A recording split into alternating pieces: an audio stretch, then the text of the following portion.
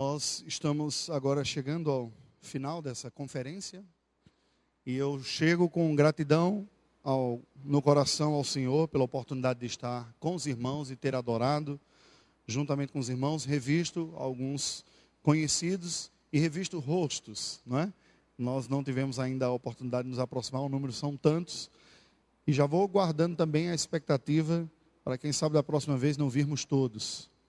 Não é, reverendo Alfredo? Com a perspectiva, talvez, e encontrei com o Marcos, envolver 2 finais de semana, aí a gente fica uma semana aqui no meio, seria um privilégio muito grande. O Heleno, que também juntamente com o Marcos nós tivemos a oportunidade de estudar juntos, é uma satisfação muito grande. Irmãos, eu penso que da palavra que me coube trazer nessa segunda conferência, eu acabei por destacar um pouco dos desafios e as dificuldades, as implicações do envolvimento na obra missionária. E eu gostaria de continuar caminhando nesta linha, embora não fazendo uma explanação mais específica sobre a realidade missionária, mas tentando aplicar à realidade missionária da igreja algo que é comum na vida cristã, que é o enfrentar dificuldades, o enfrentar obstáculos, ou mesmo enfrentar crise em nossa vida. E por que eu faço? Porque eu entendo que, a despeito de uma imagem comum que vai ficando na igreja, quando nós ouvimos missionários durante anos, décadas, nós ficamos acostumados a ouvir relatos missionários baseados em lutas, em doenças, em fomes, em privações, quase que uma choraminguela, desculpe-me a expressão, aqui alguns sentindo até receio de falar em aspectos positivos, porque pareceu num dado momento que era mais fácil envolver a igreja se ela percebesse o quanto aqueles estavam sofrendo em nome de Cristo e estabelecendo um contraste, a meu ver, até doentio com os que ficaram e não se dispuseram a sofrer em nome de Cristo, não é? Quando na verdade todos nós somos chamados para sermos uma igreja missionária, uma igreja que testemunha do Senhor Jesus Cristo. Contudo, uma das coisas que eu tenho falado e pensado aqui neste final de semana é que necessariamente, ao sairmos da nossa zona de conforto, do contato com os nossos irmãos na fé e dos nossos familiares, e ao arriscarmos romper as barreiras para levar o evangelho para quem não conhece, nós começamos a enfrentar obstáculos, sejam eles maiores do ponto de vista cultural ou linguístico, sejam temores emocionais de termos a nossa palavra rejeitada, de experimentarmos algum tipo de oposição por parte das pessoas, mas a verdade é que desgastes ocorrem no meio desse processo em diversos graus. E um dos textos com os quais eu tenho me identificado também diz respeito a um dos personagens bíblicos com os quais eu pessoalmente mais me identifico, Jacó. Sendo assim, eu convido você a abrir a sua Bíblia no livro de Gênesis, capítulo número 46.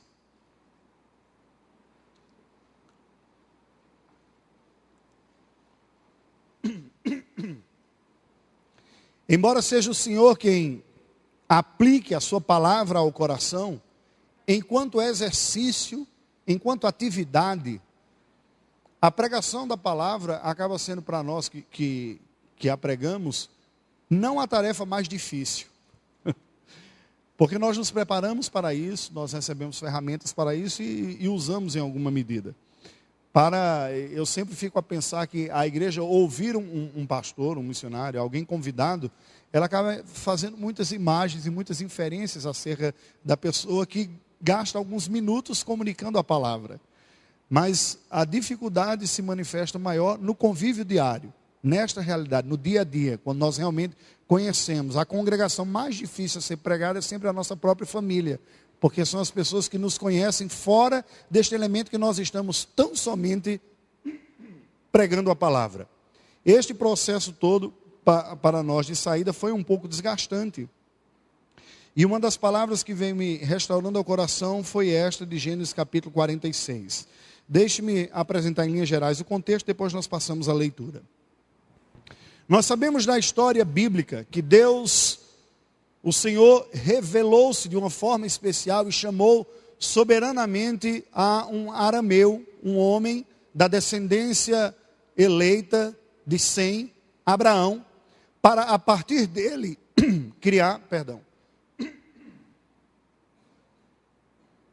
formar o povo de Deus, a nação eleita, a nação de Israel. Ocorre que este homem sai já com idade avançada e a sua esposa, ele já tem idade avançada, não tem mais condições de ter filhos, e Deus opera um milagre no ventre de Sara, ela gera Isaac, de Isaac vem então os seus filhos, e aí tem Jacó e Esaú também, e Jacó está dentro desta linhagem eleita que Deus escolheu para si. Não havia de antemão uma distinção ou uma qualidade melhor em Jacó do que Esaú, e isso fica muito comprovado quando as primeiras oportunidades que Jacó teve, ele se utiliza de subterfúgios para tentar remover ou retirar, ou roubar do seu irmão a bênção para si mesmo. No momento de tentação e fraqueza de seu irmão, ele pega o direito de primogenitura. E no final da vida do seu pai, quando ele já está cego, ele vai lá numa tramóia junto com a sua mãe Rebeca e rouba a bênção. E assim ele passa. É verdade que Deus trata com o seu povo e tratou com Jacó, porque de uma forma muito curiosa, quando ele sai e vai para a região de Ur dos Caldeus, a região da Mesopotâmia, que é a região dos antepassados do seu avô Abraão, para constituir casamento, ele passa a experimentar em sua própria vida um pouco daquelas artimanhas que ele tinha usado contra o seu irmão. Agora era o seu sogro quem era protagonista dessas artimanhas.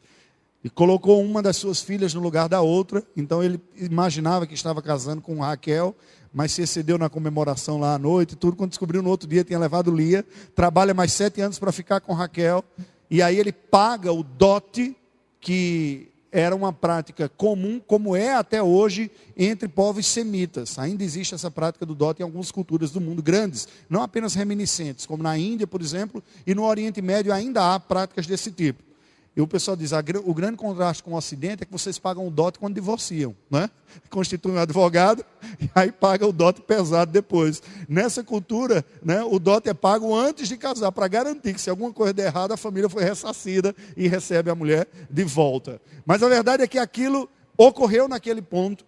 E este homem que se mostra na Escritura Sagrada, quando você lê a história de Jacó, se mostra um tanto quanto vacilante.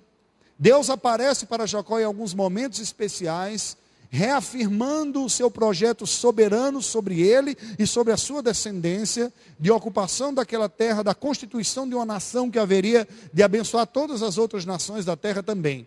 Mas este homem se mostrou muitas vezes relutante. Ele aprendeu a seriedade do trabalho, de trabalhar duro. E neste sentido me parece um pouco de alguma certa tradição protestante, que nós vemos filhos que aprenderam a respeitar as leis, respeitar a nação, trabalhar duro, mas o coração da piedade parece que não desceu ao coração deste próprio homem. Este homem então, ao voltar à sua terra, depois de aproximadamente 20 anos na região da Mesopotâmia, ele volta para a sua terra, e quando chega na sua terra, ele enfrenta o desafio de enxergar a Esaú novamente, e ele começa a ver e testemunhar no seio de sua própria casa conflitos. O filho de sua amada Raquel, José, era descaradamente, deslavadamente o seu preferido.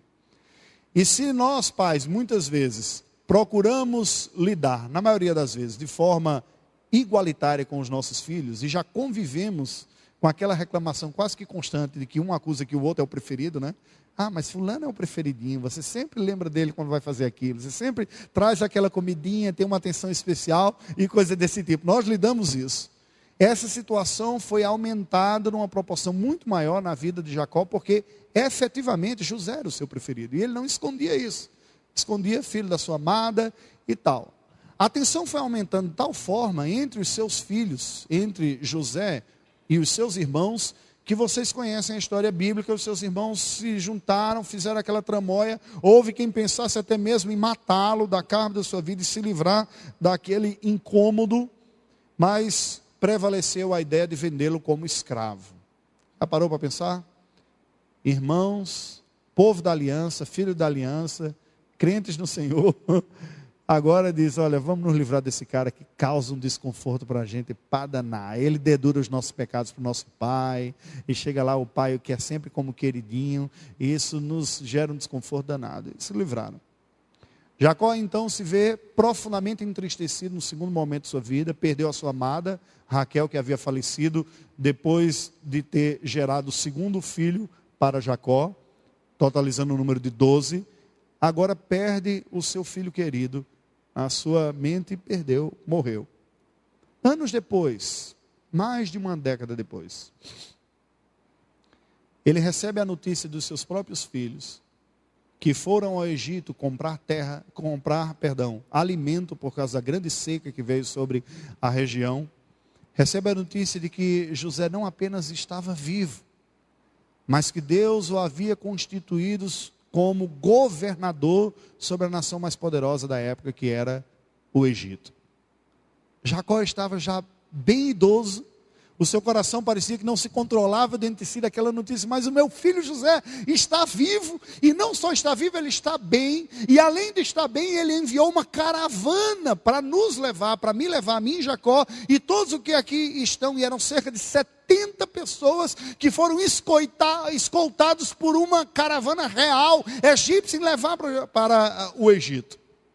Mas eu fico a pensar o seguinte, que por mais que o seu coração estivesse coroado de alegria por essa possibilidade do reencontro, pela provisão que viera para a sua família, ou mesmo para aquela viagem, esta decisão não seria uma decisão fácil. Porque ele lidava em seu coração com um dilema. A certeza de que Deus soberanamente havia elegido a sua ascendência, a sua linhagem, para prover o povo que levaria a esperança de Deus para o mundo, e prover aquela terra para ser o berço da formação desse povo. Estava Abraão, Isaque e agora Jacó na terra prometida, e olhava para aquela terra que era conhecida e posteriormente seria reconhecida também como terra que mana leite e mel, mas experimentando dessa terra não leite e mel, mas pó e fel. A seca se abateu de tal forma que o que lhe era esperança de vida e concretização da promessa do Senhor parecia estar muito distante do que estava experimentando, a ponto de ele considerar a possibilidade de atender ao convite do seu filho, que dizia: aqui no Egito tem comida, aqui no Egito tem provisão, Deus me constituiu aqui no Egito para prover isso, e pai, não se preocupe, aqui não faltará nada que se faz necessário. Sabe, irmãos, às vezes na nossa vida a gente se encontra em situações semelhantes, e me permitam fazer esse paralelo. Nós temos a palavra da parte do Senhor que fala sobre provisão e sobre cuidado. Nós temos a certeza de que Deus é soberano, tudo dirige, tudo controla. Mas isso não elimina, em hipótese nenhuma, da nossa vida experimentarmos o dia agudo da crise e da provação. Quando nós olhamos para a circunstância ao nosso redor e parece que ela fala tudo o contrário do que nós acreditamos e aprendemos sobre Deus, que cuida, que provê, que está junto. Fazemos orações suplicando ao Senhor a solução do problema, suplicando a melhoria nas condições em gerais, e parece que quanto mais a gente ora, a situação se torna ainda pior. Como se estivéssemos experimentando aquele ditado que diz: quanto mais eu rezo, mais assombração me aparece. Não é? E a nossa própria fé fica em xeque. E por vezes nós precisamos considerar uma mudança abrupta em nossa vida. Pode ser de trabalho, pode ser de geografia do lugar onde nós moramos, e pensarmos em enfrentar uma mudança para outra região do país, para um outro estado do país, para uma outra empresa que trabalhamos. Mas nós queremos fazer isso tudo na dependência do Senhor. No caso de Jacó, eu penso que ainda havia o agravante, que era a certeza que ele tinha, de que aquela era a terra prometida. Mas olhar também para aquela terra prometida e ver que ela não estava conseguindo produzir o necessário para a sua própria manutenção. Então, a palavra do Senhor nos apresenta a Jacó, chamado de Israel, depois da transformação que ele teve no Val do Jaboque, diante deste impasse. E é nesse contexto que nós lemos os versículos que passo a ler agora a partir do verso 1. Partiu, pois, Israel com tudo o que possuía, e veio a Berseba, e ofereceu sacrifícios ao Deus de Isaque, seu pai. Falou Deus a Israel em visões de noite e disse: Jacó, Jacó. E ele respondeu: Eis-me aqui. Então disse: Eu sou Deus, o Deus de teu pai. Não temas descer para o Egito, porque lá eu farei de ti uma grande nação. Eu descerei contigo para o Egito e te farei tornar a subir certamente. A mão de José fechará os teus olhos. Então se levantou Jacó de Berseba, e os filhos de Israel levaram Jacó seu pai e seus filhinhos, e as suas mulheres nos carros que Faraó enviara para os levar. Tomaram o seu gado e os bens que haviam adquirido na terra de Canaã, e vieram para o Egito, Jacó e toda a sua descendência, seus filhos e os filhos de seus filhos, suas filhas e as filhas de seus filhos, e toda a sua descendência levou-os consigo para o Egito. Que o Senhor nos ilumine a mente e o coração. Irmãos queridos, contexto de crise, de adversidade, de dúvida, de momentos que precisamos tomar decisões sérias em nossa própria vida, e me permita, porque farei uma leitura da experiência de Jacó, estabelecendo um paralelo direto com uma experiência semelhante, sem desconsiderar o propósito histórico de Deus com este episódio da família da aliança. Nós podemos, por vezes, passar por situações semelhantes também, não é verdade? Quer sejam problemas do emprego, quer sejam problemas de saúde na família, e estando num lugar remoto, em que a assistência médica não é suficiente onde se está. Eu me recordo agora de um casal de amigos que tem trabalhado com missões indígenas na Amazônia, e a esposa necessita fazer um tratamento constante, mas em outra parte longe. E você fica naquele dilema, mas depois de tanto esforço, de divulgação, de levantamento de recursos, a gente consegue chegar no campo, aparece isso. O que é que a gente deve fazer? A gente permanece, e ela fica voando e voltando para lá, faz o tratamento, volta para aqui, de tempos em tempos, ou estará Deus nos indicando para nos mudarmos completamente daqui, cuidarmos e depois retornarmos. A verdade é que para essas decisões concretas da nossa vida, nós não temos uma resposta objetiva. Nós caminhamos pela fé, pela providência divina, avaliamos as circunstâncias e rogamos a graça do Senhor. Mas o que eu gostaria de destacar, que me chama a atenção na vida deste homem, que durante muitos momentos foi vacilante. Se você lê a história de Jacó, você vai perceber que apesar da sua austeridade, do trabalho duro, dessa ética calvinista que ele tinha de aprender com seu pai, de trabalhar duro, desde cedo até o final do dia, apesar de tudo isso, Jacó não foi alguém que ao longo de sua vida inspirou devoção, adoração ao Senhor, e uma boa liderança espiritual de sua própria família. Não é à toa que você vai perceber em momentos, parece que cruciais, especiais, quando Deus mesmo intervém em sua vida, ele reage em espanto e em adoração. Mas não parece algo comum ou ordinário, comum em sua vida. Mas aqui, depois de já ter sofrido tantas coisas, estar diante desta crise, nós nos surpreendemos com uma atitude diferente. A Bíblia nos diz que Israel, ou Jacó, partiu com tudo que possuía e veio até Berseba, onde Deus já havia falado com ele. E ele ofereceu sacrifícios ao Deus de Isaque, seu pai. Sabe, irmãos, isso aqui me lembra um ponto essencial na nossa vida cristã, que é o seguinte: não importa as circunstâncias da nossa vida, Deus é digno de adoração. Talvez essa seja a lição mais difícil de nós colocarmos em prática quando nós estamos no olho do furacão. Porque veja, eu não estou dizendo agora, Deus é o nosso socorro ou a nossa salvação, embora Ele seja o nosso socorro e a nossa salvação. Eu estou dizendo, Deus é digno de adoração. Não é difícil nós vermos pessoas, ao passarem por dificuldade, lembrarem-se do Senhor, e virem à sua casa e orarem, procurarem lerem mais a Bíblia, porque elas reconhecem a sua necessidade. Mas é difícil nós estabelecermos a prioridade de Deus em nossa vida, especialmente quando a crise se abate. Parece que o queixume, a crítica ou a amargura começam a nos rondar, a nos sondar e querem devorar o nosso próprio coração. E a alegria de outrora, quando a vida estava bem vivida, bem mantida, aquela expressão de gratidão e alegria que cantávamos parece não mais nos acompanhar. Asaf, ao escrever o Salmo 73, fala desse drama espiritual que ele viveu em sua vida.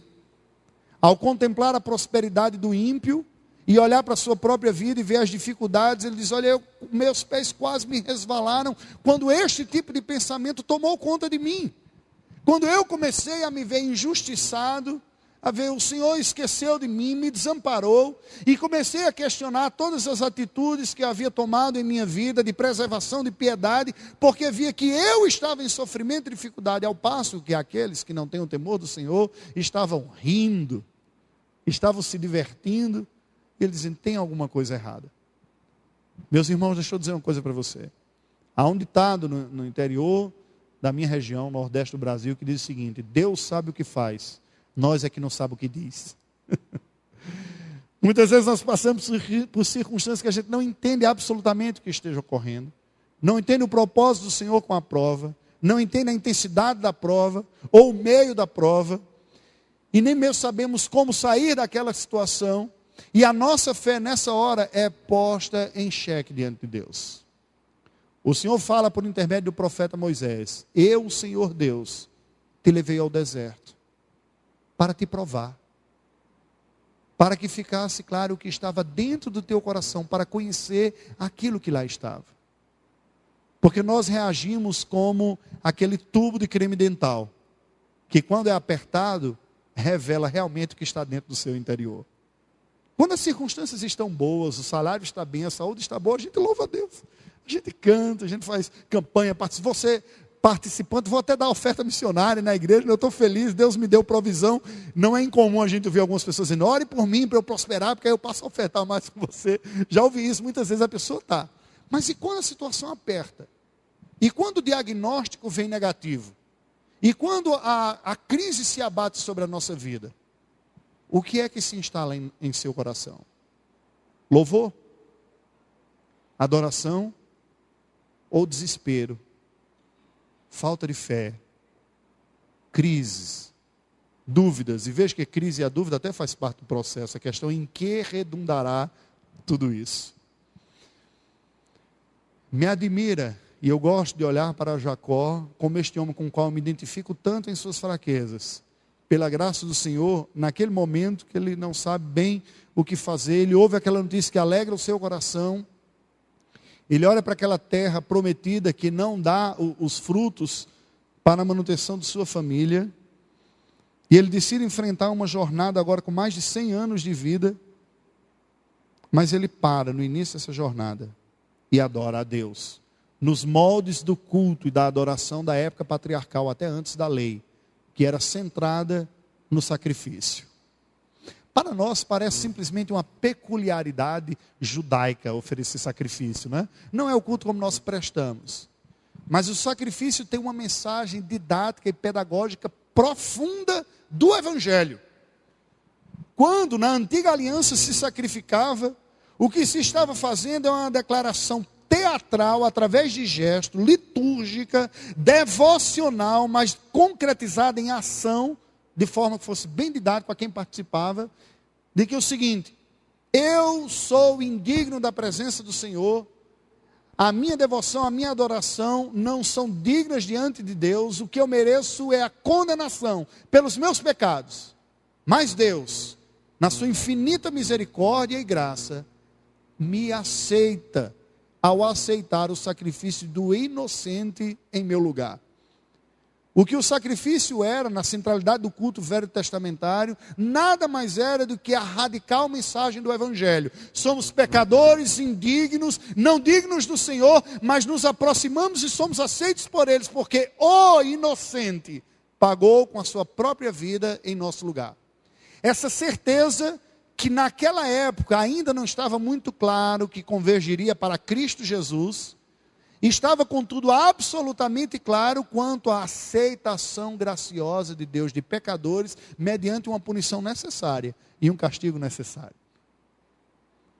Portanto, nós olhamos Jacó em devoção, em adoração ao Senhor, ainda que a sua cabeça estivesse um turbilhão, ainda que o seu coração estivesse com um monte de dúvidas, ainda que ele não entendesse porque o Senhor me trouxe para a terra, depois de 30 anos na Mesopotâmia, e agora no final da vida, a terra não sustenta aqueles que tu prometeste que seriam os proprietários desta terra. Ele adora ao Senhor. Uma igreja missionária, preste atenção, em primeiro lugar, antes de enviar missionários, ou enviar oferta missionária, é uma comunidade que adora ao Senhor. É de gente que tem Deus em primeiro lugar, que olha para Ele, que expressa louvores. E é esta motivação da adoração que leva até mesmo essa igreja a se engajar na tarefa missionária. Assim como nós adoramos aquele que é digno de receber toda honra, glória e louvor, nós queremos vê-lo recebendo a glória, a honra e louvor no meio daqueles que ainda não o exercem também e que não o fazem. E penso eu que esse talvez seja um dos motivos principais também, porque igrejas que vão caminhando para o liberalismo teológico vão se perdendo sem saber o que fazer com relação à prática missionária, até que finalmente desistem. Porque já não faz muito sentido falar em redenção, falar em evangelização, falar em adoração, visto que tudo foi relativizado. E alguns abraçam aquele conceito que nós adoramos a Deus através de Jesus, enquanto que outros adoram o mesmo Deus através de Maomé, outro de Buda, ou coisa desse tipo. Mas a consciência que nós guardamos em nosso coração é que só Deus é santo, e só Ele provê um caminho para aproximar pecadores deles, que é através do sacrifício do seu Filho Jesus. O texto nos diz no verso número 2 e 3 o seguinte: falou Deus a Israel em visões de noite e disse: Jacó, Jacó. E ele respondeu: eis-me aqui. Então disse: eu sou Deus, o Deus de teu pai. Não temas descer para o Egito, porque de lá eu farei de ti uma grande nação. O que nós vemos aqui, irmãos, no meio da crise dessa igreja que quer servir ao Senhor, que quer ser fiel, que quer ser missionário, no meio dessa família da fé que quer adorar o Senhor, e enfrenta dificuldades, e enfrenta crise, nós temos em primeiro lugar a adoração. Adoramos ao Senhor. E uma tarefa, muitas vezes, não fácil de ser realizada, por exemplo, dentro do contexto doméstico. Eu nunca consegui uma regularidade de ter momento devocional com a minha família. Nunca consegui. Sempre tentei, como outras tantas coisas, que eu não desisto. Eu vou até morrer, eu vou tentar. E sem sempre conseguir, mas vou. É a minha luta diária. E eu me lembro nesse último ano que a gente estava fora, depois de usar alguns materiais infantis, como Bíblia ilustrada para criança, com faixa etária bem diferente, a mais velha com 11 anos, o mais novo com 4 anos, você tentando colocar todo mundo junto, nem sempre é fácil. Aí eu disse: rapaz, faz tempo que eu não estou dando um ensino assim mais formal. Aí eu peguei o catecismo da igreja, vamos estudar o catecismo. Comecei na primeira pergunta, sentamos todos nós, perguntei: qual é o fim principal do homem? Aí a Arthur se levantou e falou assim: morrer. E Davi disse: a mulher. O homem vai crescer e vai casar. A mulher é o fim principal dele. Está certo. Tá, não. Mas vamos ver uma outra resposta aqui. Gente, os momentos de adoração em família, quando a gente para como família para ouvir a palavra de Deus e para buscar edificação, elas não têm preço, não é? Nós aprendemos do Senhor e nós guardamos memórias que vão para o resto da vida em ter aprendido na presença do Senhor Deus. A adoração de Jacó foi marcada pelo seu ato de sacrifício centralizado na graça do Senhor, mas ele foi contemplado com uma resposta da parte de Deus, Deus falando com ele. Embora o autor aos Hebreus nos diga que Deus falara outrora de diversas maneiras aos pais pelos profetas, nós não esperamos da parte do Senhor revelações desta natureza como ocorria a Jacó. Aquilo era um tempo que não tinha a Bíblia Sagrada. Mas há um ponto que nós afirmamos e precisamos continuar afirmando. Uma igreja saudável, que quer servir ao Senhor, que quer ser missionária, que quer ser fiel a Deus em sua geração, é uma igreja que entende a necessidade e alimenta em seu coração a expectativa de ser instruída por Deus. Nós precisamos ser instruídos pelo Senhor. Precisamos. Deixa eu dizer uma coisa para você, preste atenção aqui. Nós não precisamos da instrução simplesmente porque nós somos ignorantes, no sentido de não termos o saber, como uma espécie de disco rígido vazio que precisa ser carregado com programas para operar corretamente. Nós precisamos da instrução porque, além da ignorância, nós somos tentados a nos desviar do caminho certo do Senhor. Nós precisamos da instrução, não pela ignorância, mas para a correção da nossa rota que tende a desviar no meio do caminho. As nossas visões, interpretações e decisões da nossa vida tendem a fugir do padrão da palavra do Senhor. Por isso nós precisamos ser relembrados, vejam, das mesmas coisas sempre. Você não experimenta isso na sua vida? De vir à igreja do Senhor, ouvir a palavra do Senhor, ou abrir a palavra e ler, e Deus falar com você e você dizer: Senhor, obrigado por esta palavra. Mas você se dá conta que propriamente não era uma coisa que você não sabia, mas era uma coisa que você não estava levando em consideração. Quem tem vida cristã de anos e décadas, passam cada vez mais e mais com esse tipo de experiência. O meu problema não é propriamente a ignorância. O meu problema é o meu coração. O meu coração que depende de Deus diariamente. E que precisa ser instruído e exortado pelo Senhor diariamente também. Porque diariamente nós somos tentados a perder a nossa rota. O mundo nos tenta diariamente. O diabo, inimigo de nossas almas, nos tenta diariamente. A nossa carne nos tenta diariamente. E diariamente nós somos tentados a apresentar justificativas para as respostas não bíblicas que nós damos. Mas Deus, que é gracioso e bondoso, fala conosco. Deus, que é gracioso e bondoso, está disponível ou disponibilizou a sua voz e a sua palavra para diariamente nós sermos chamados a atenção por Ele mesmo. Quem Ele é, o que Ele quer e qual o seu propósito da nossa própria existência. Queridos, nós temos que fazer uso disso. Nós temos que aguardar e abrigar, salvo em nosso coração, esse desejo, essa consciente necessidade de ouvir a instrução do Senhor e de adorar o Senhor.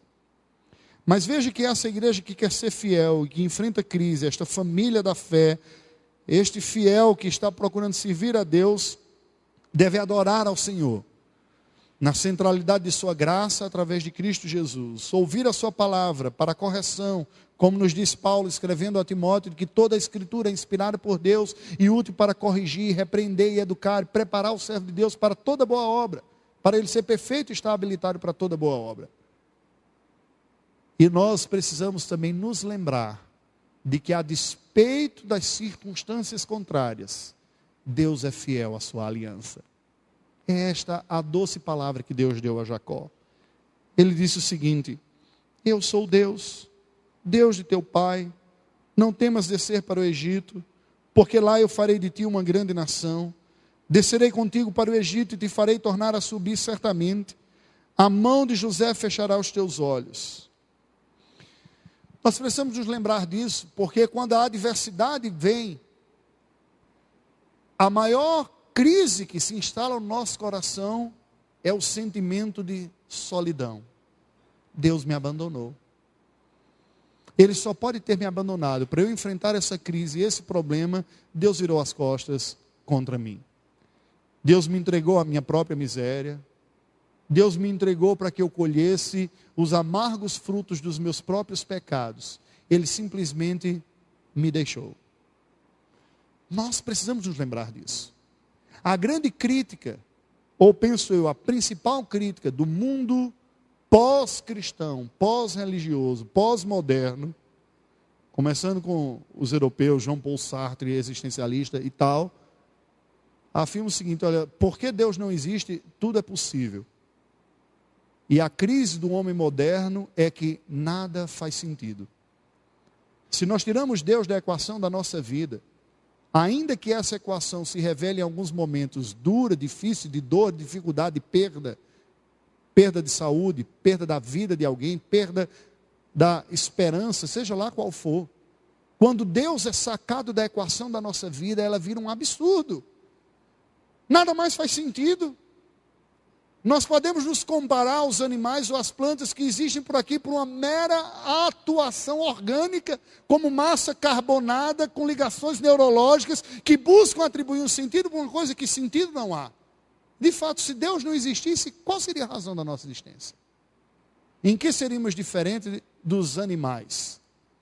E a conclusão que Paulo chega ao caminhar nesse raciocínio, escrevendo aos Coríntios, é: se não houver ressurreição entre os mortos, comamos e bebamos, porque amanhã morreremos. Se a nossa vida se resumir tão somente a isso, devemos viver voltados para o próprio prazer. Mas a angústia e a crise existencial que se instala numa alma, que busca o sentido para além do que os prazeres que as papilas gustativas ou os terminais erógenos do corpo possam oferecer, diz, não pode se resumir a apenas isso.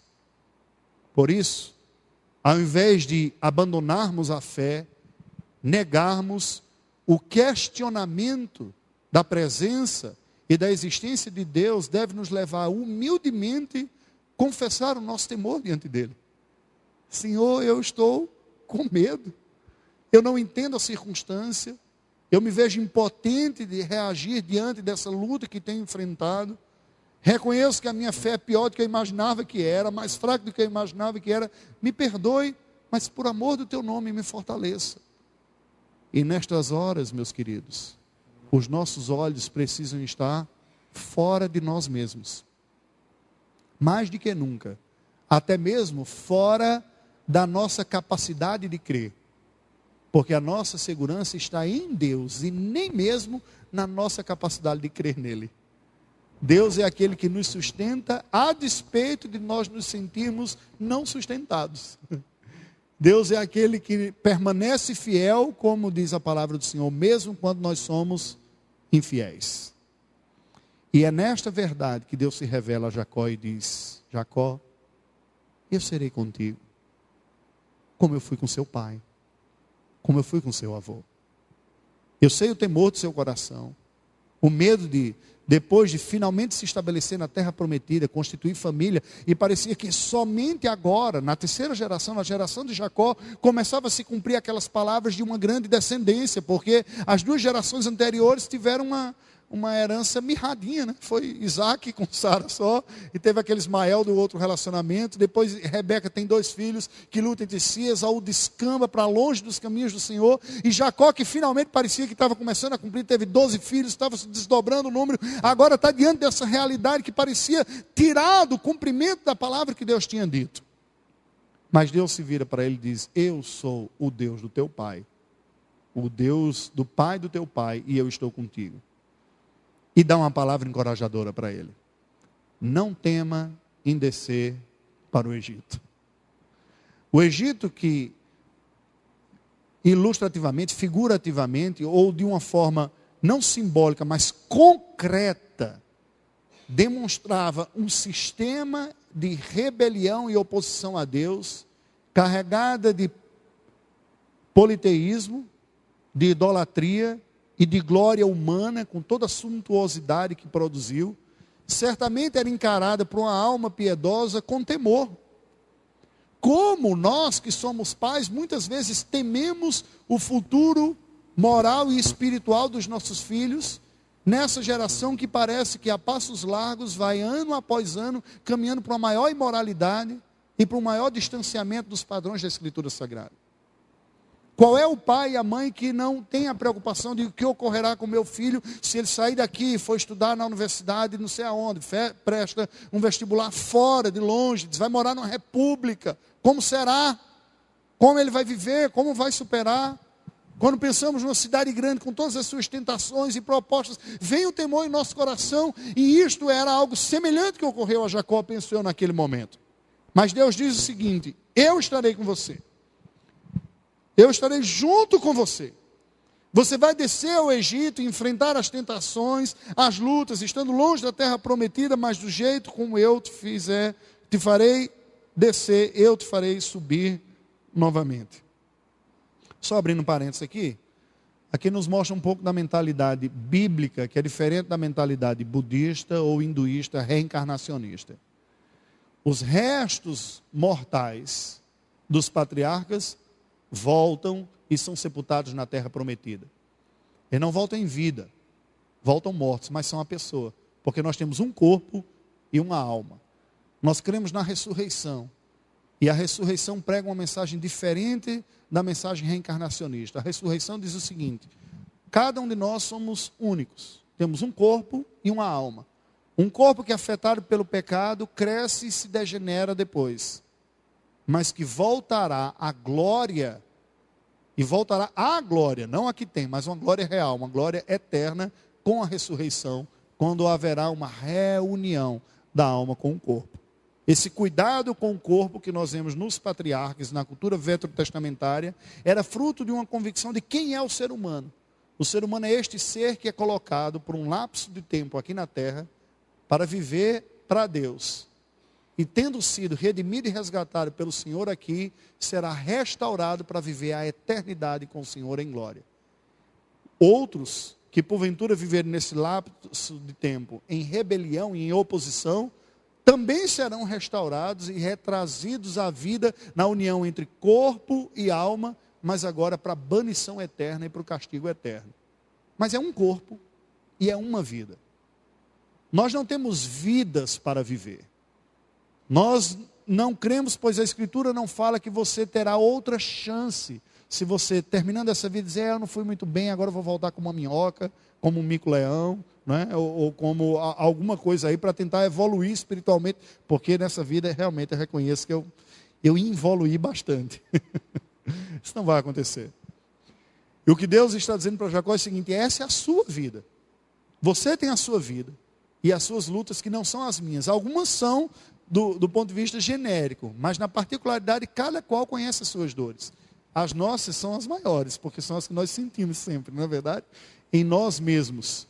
E Deus nos chama a vivermos com Ele e para Ele, e enfrentarmos os obstáculos. E por fim, o terceiro aspecto, o terceiro ensino que eu gostaria de destacar desse texto para nós, como famílias cristãs, como família do povo de Deus, como igreja, que quer servir ao Senhor, que quer ser missionário, que quer cumprir o projeto de Deus, e que ao tentar fazer isso percebe lutas, em diversos aspectos, na família, na própria tarefa missionária. Você quer ser uma igreja missionária, você encontra dificuldades, às vezes falta o recurso, falta gente, você ora para que Deus levante pessoas para irem, mas o texto do Senhor nos apresenta uma lição preciosa a partir da resposta de Jacó, verso 5 adiante. Então se levantou Jacó de Berseba, e os filhos de Israel levaram Jacó seu pai, e seus filhinhos e as suas mulheres nos carros que Faraó enviaram para o levar. Tomaram o seu gado e os bens que haviam adquirido na terra de Canaã, e vieram para o Egito, Jacó e toda a sua descendência, seus filhos e os filhos de seus filhos, suas filhas e as filhas de seus filhos, e toda a sua descendência levou-os consigo para o Egito. Pessoalmente, eu sou apaixonado pelo livro de Gênesis. Eu acho que como poucos, o livro de Gênesis demonstra o drama da história humana e da vida humana real, com as suas facetas, com planos às vezes mal cumpridos, não é? Com toda essa trama tão cheia de verdade, tão cheia de humanidade, de carne. E essa é uma das cenas que me traz uma satisfação quando eu vejo, pela grandiosidade que é. Vocês conseguem imaginar isso? Um batalhão de familiares e servos que, juntando dá cerca de 70 pessoas, levantando o acampamento na terra prometida de Canaã e se lançando numa peregrinação de 40 dias, numa época que não tinha avião. E essa caminhada ocorreria a pé, por muitos, alguns outros mais cansados ou debilitados, em cima de camelo. Você consegue imaginar a logística e o trabalho que foi a essa altura da vida, com mais de 100 anos, Jacó juntar as panelinhas de todo mundo? Eu fico sempre, quando eu leio, imaginando aquela cena dos camelos pendurados com panela amarrada de um lado, lamparina do outro aqui, é cabrito berrando para cá, berrando para lá, a menina diz, eita, tem que trocar essa criança, já estava pronto para viajar, mas ele fez e corre as mulheres para trocar, e preparando tudo aquilo e se mobilizando para uma jornada dificultosa para caramba. Isso nos dá uma lição muito importante. Cumprir o propósito de Deus para a nossa vida, muitas vezes traz implicações de dificuldades. Enfrentar a crise pode muitas vezes não ser confortável. Nós queremos o conforto. Não é errado querer o conforto. Mas nem sempre o conforto está na agenda da nossa vida. Às vezes nós somos retirados do conforto. E para algumas pessoas, ser retirados do conforto, sem remediação, sem analgésico para amenizar a dor, sem condições de reverter esse quadro, ser exposto a uma situação para buscar solucionar o problema, para alguns chega a ser quase insuperável. Crise econômica mundial. Pessoas que aplicaram milhões e bilhões em bolsa de valores e viram a sua riqueza ser reduzida ao pó. Não aguentaram, muitos não aguentaram lidar com esta realidade e tiraram sua própria vida. Enquanto fazia o seminário lá em São Paulo, alguns colegas que a gente conhecia, um deles me chamou a atenção, que era um empresário relativamente bem sucedido. Ele trabalhava durante o dia, fazia o seminário à noite. E um dia ele me confidenciou a luta que ele estava enfrentando por um momento de instabilidade econômica e como estava sendo difícil para ele colocar uma nova rotina à sua família, que estava acostumada a facilidades. Restaurantes, estava acostumada a facilidades no padrão educacional, de plano de saúde. E a tentação do homem provedor, ou da mulher também, que também está no mercado de trabalho, no primeiro momento é: vamos segurar as pontas porque a crise vai passar. E vamos tentar poupar os nossos filhos de enfrentar esta realidade. Mas pode ocorrer de a crise não passar. E nós temos que nos adaptar para enfrentá-la. E levantar acampamento. E vender algum bem. E morar numa casa menor. E cortar alguns privilégios. E algumas pessoas, preste atenção, acham isso insuportável. Quando eu olho para aquela cena toda, eu fico vendo que eu com os meus filhos, chegando no aeroporto de Guarulhos, com 450 quilos, e todo mundo parava para ver um homem e uma mulher, e 3 crianças empurrando o carrinho com 3 caixotes de 32 quilos, assim, e o caçula levando um pequenininho assim. Todo mundo olhava e disse: quem é esse povo, né, que está chegando? Esse bando de muambeiro, estão vindo do Paraguai? Não, né? Quem é esse povo? Quando eu olho para aquilo, eu digo: essa minha mudança não foi nada, em virtude da mobilização e da logística que Jacó teve que enfrentar aqui, nas circunstâncias da época, para se mover para aquele lugar. Mas sabe qual é a lição que a gente aprende aqui? Presta atenção. A crise nós enfrentamos com objetividade. Não adianta fazer de conta que ela não existe. Não adianta tentar esconder dos outros. E todos devemos estar unidos e enfrentando. A Bíblia elenca que Jacó se reuniu com suas mulheres, seus filhos, as suas filhas, os filhos dos seus filhos, as filhas das suas filhas. Estava todo mundo engajado para enfrentar essa nova etapa na vida que não seria fácil. Os temores naturais de mudar para um outro país, para outra cultura, com outra língua, de enfrentar isso: como será lá, como vamos nos receber, com quem vamos nos relacionar, será que todos estes temores haviam no coração dele, como ocorre na vida e no coração dos missionários que saem para um outro contexto. No entanto, faz parte do desafio, faz parte do preço. Eu me recordo de é contado como piada, mas isso revela um pouco da cosmovisão, ainda que de forma caricata, de alguns grupos. Que 3 amigos morreram num acidente. Os 3 eram religiosos, eram crentes, vamos dizer assim, como a gente chama, né? Frequentavam a igreja evangélica. E aí eles acordaram, quando acordaram, perceberam que acordaram os 3 no inferno. E eles se debateram, disse: como é que a gente, 3 crentes, vai bater aqui no inferno, não é? Aí o primeiro deles, que tinha sido educado numa tradição calvinista, disse: não, eu sei por quê. Eu não era predestinado para ir para o céu, era predestinado para vir para aqui para o inferno. Pensei que era eleito de Deus, não era, vim bater aqui. Aí um amigo dele, que era arminiano, disse: rapaz, que teologia absurda é essa aqui? Não é? Como é que você disse que era predestinado para isso? Não, não foi isso não. Eu sei por que eu estou aqui. Fui fiel, estava salvo e tudo mais, mas na última semana eu escorreguei num tomate, caí num pecado, não deu tempo de confessar, veio o acidente, eu perdi a salvação, não deu tempo de pegar de volta. Aí eu vim bater nesse lugar aqui, né? E aí se virou para o terceiro e disse: e você, por que você está aqui? Ele disse: eu não estou aqui, é mentira do diabo, eu decreto que eu vou para você.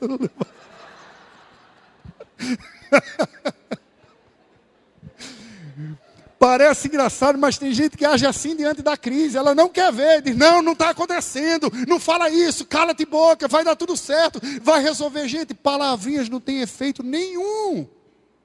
A crise precisa ser enfrentada com honestidade, com seriedade, encarando o preço dela, o que precisa ser feito e envolvendo todo mundo nessa tarefa. Foi o que Jacó fez.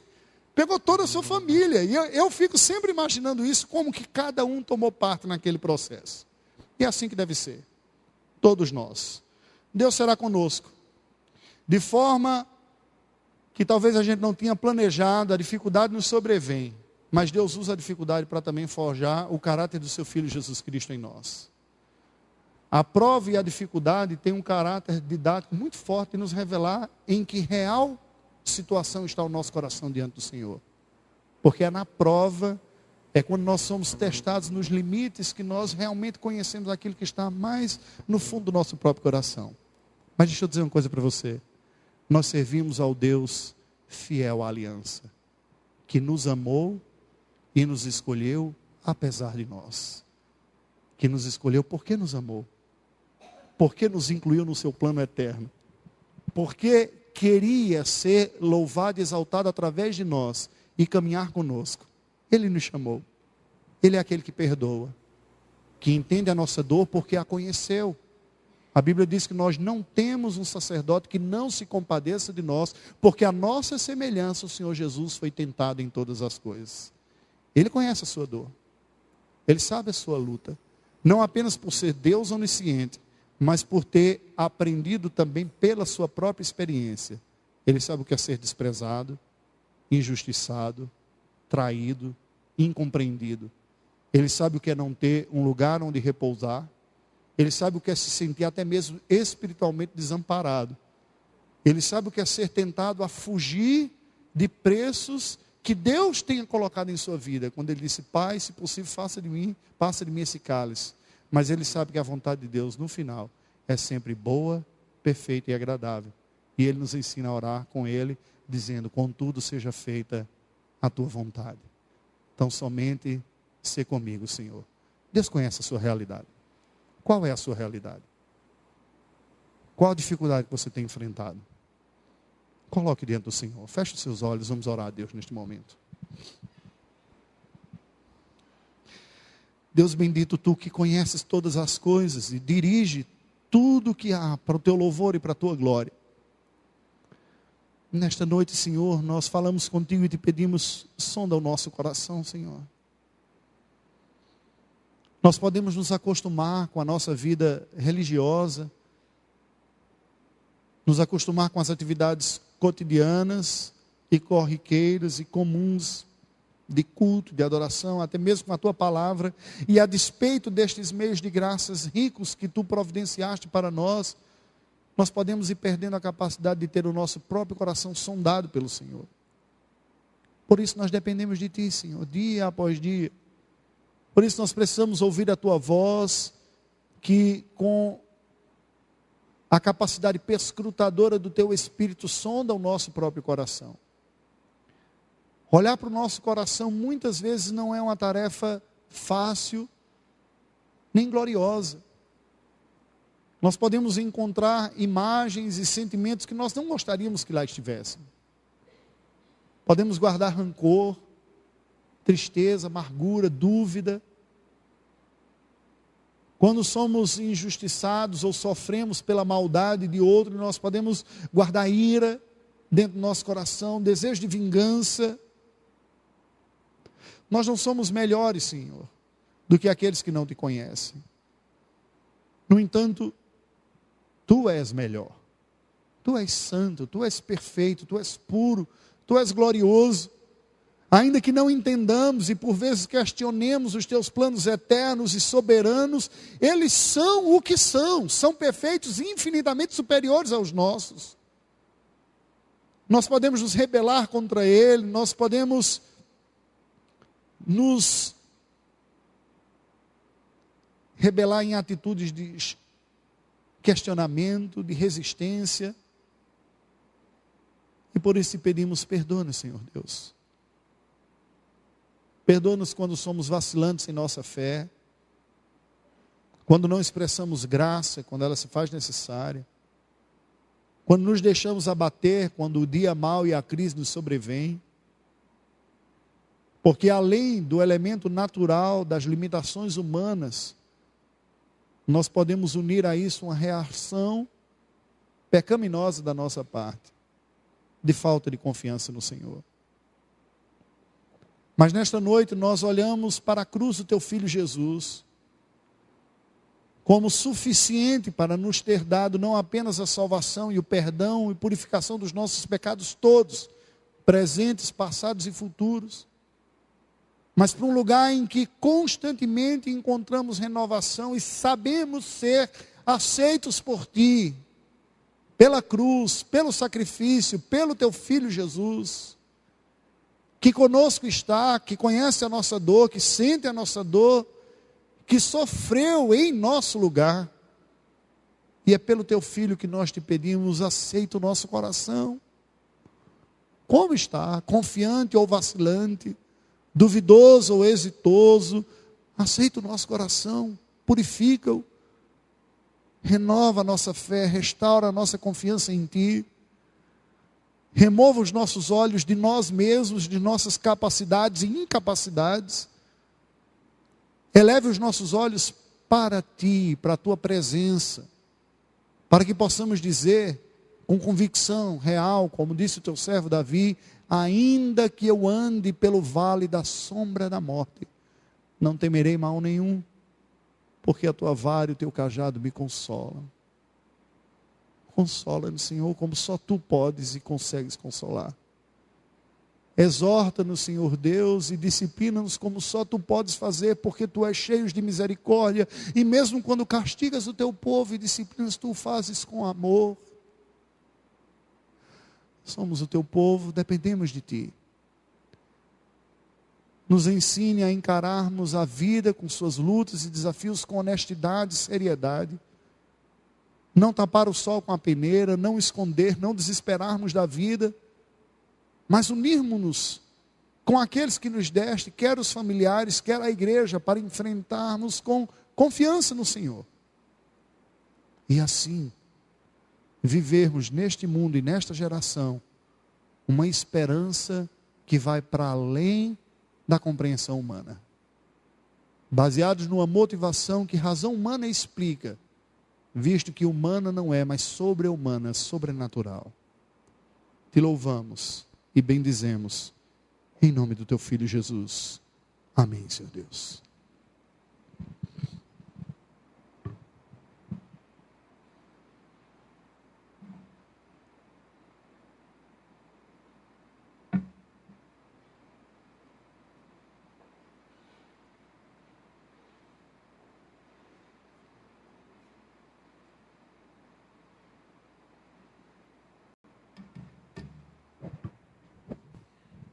Irmãos, colocai-vos em pé, receber a bênção nesse instante. Que a graça do nosso Senhor e Salvador Jesus Cristo, o amor de Deus, o nosso Pai Celestial, as consolações e o poder do Espírito Santo do Senhor, repouse sobre vós e sobre todo o povo de Deus que se encontra espalhado por sobre a face da terra, hoje e sempre. Amém. Pode sentar, meu querido. Raimundo pode permanecer aqui. Queria